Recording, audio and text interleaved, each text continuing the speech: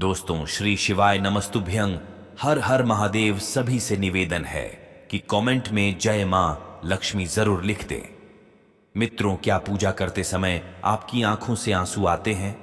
अगर आते हैं तो इस वीडियो को पूरा अवश्य देखें। हम आपको कुछ ऐसे रहस्य बताने जा रहे हैं जिससे आपको पता चल जाएगा कि वह कौन सी आज्ञा दैविक शक्तियां हैं जिनकी कृपा आप पर बनी है। दोस्तों, हमारे प्राचीन ग्रंथों के अनुसार शुरुआत में यह ब्रह्मांड खाली था, हर तरफ केवल अंधकार था। उसके बाद अचानक ही एक विशालकाय शिवलिंग प्रकट हुआ, जिससे यह संपूर्ण ब्रह्मांड ऊर्जा से भर गया। उसके कुछ समय बाद इस ब्रह्मांड में पदार्थ का निर्माण हुआ, जिसमें जल, धातु, वायु, अग्नि जैसी कई चीजों का निर्माण हुआ। इसी कारण यह माना जाता है कि इन सभी में भगवान शिव शंकर का वास है। समस्त ब्रह्मांड के कण कण में बसी हुई असीम ऊर्जा शिव ही है। शिव ही आदि है और शिव ही अंत है। दोस्तों, जब भी आप पूजा पाठ करने बैठ जाते हैं एवं ईश्वर का ध्यान करने बैठ जाते हैं तो आपकी आत्मा का कनेक्शन ईश्वर के साथ होता है। ईश्वर सर्वव्यापी है, समस्त सजीव एवं निर्जीव चीजों में उनका वास है। इसी कारण जब आपकी अंतरात्मा का ईश्वर के साथ संबंध जुड़ जाता है तो ईश्वर आपको कुछ संकेत देते हैं। यह संकेत बड़े ही साधारण होते हैं, जिन पर हम दुर्लक्ष्य करते हैं और ईश्वर के संकेतों को समझ नहीं पाते। सर्वव्यापी परमात्मा सभी जीव जंतुओं की आत्मा से जुड़ा हुआ है। जब भी हम पूजा एवं ध्यान करते हैं तो आपके आसपास का वातावरण सकारात्मक ऊर्जा से भर जाता है और इसी कारण से हमें प्रसन्नता महसूस होती है। दुख का माहौल भी खुशी में बदल जाता है। आप कितने भी स्ट्रेस में क्यों ना हो, आपको अच्छा और फ्रेश महसूस होने लगता है, क्योंकि इन सकारात्मक शक्तियों का प्रभाव ही कुछ ऐसा होता है। कई बार विद्यार्थी पढ़ाई करते समय मां सरस्वती का ध्यान करते हैं तो उनकी आंखों में आंसू आ जाते हैं अथवा अचानक से नींद आने लगती है। इसका अर्थ है कि मां सरस्वती की कृपा उस विद्यार्थी पर बन रही है।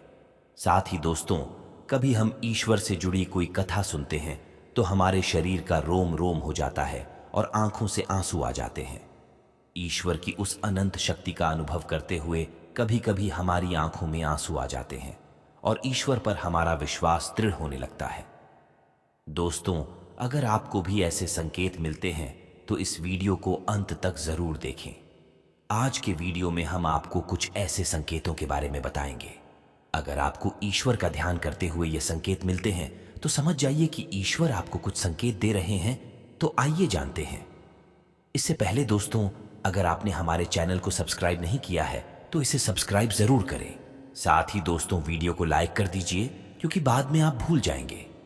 सबसे पहली बात, आंखों में आंसू आना। दोस्तों, अगर आप ईश्वर की आराधना में ध्यान लगाकर बैठे हैं और अचानक ही आंखों से आंसू निकल आते हैं तो यह ईश्वर का संकेत है। आपकी आत्मा का ईश्वरीय शक्ति से मिलन हो चुका है। ऐसे समय में ईश्वर को अपनी मनोकामना अवश्य बताएं। ऐसे समय पर ईश्वर से की हुई हर प्रार्थना का फल मिलता है। ज्यादातर लोग इसे संयोग समझकर ध्यान नहीं देते और बस ईश्वर की आराधना में खो जाते हैं। परंतु यह ईश्वर से कुछ मांगने का सर्वोत्तम समय होता है। जब भी आप पूजा करें और आपकी आंखों में आंसू आ जाए तो ईश्वर को आपके जीवन के दुख एवं कष्टों के निवारण की प्रार्थना करें। साथ ही पूजा के समय आंखों में आंसू आने का यह भी कारण माना जाता है कि आपके अंतर्मन की बुराई की सफाई हो रही है और आपका अंतःकरण शुद्ध हो रहा है। दूसरी बात है जलाई हुई ज्योत का बढ़ना। दोस्तों, अग्नि पंच तत्वों में से एक है। इसमें भगवान शिव शंकर का वास है।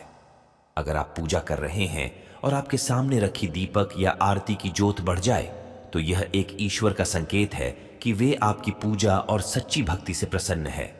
ऐसे समय पर हमें ईश्वर की प्रार्थना करनी चाहिए और अपनी मनोकामना बतानी चाहिए। तीसरी बात, धूप बत्ती का धुआं।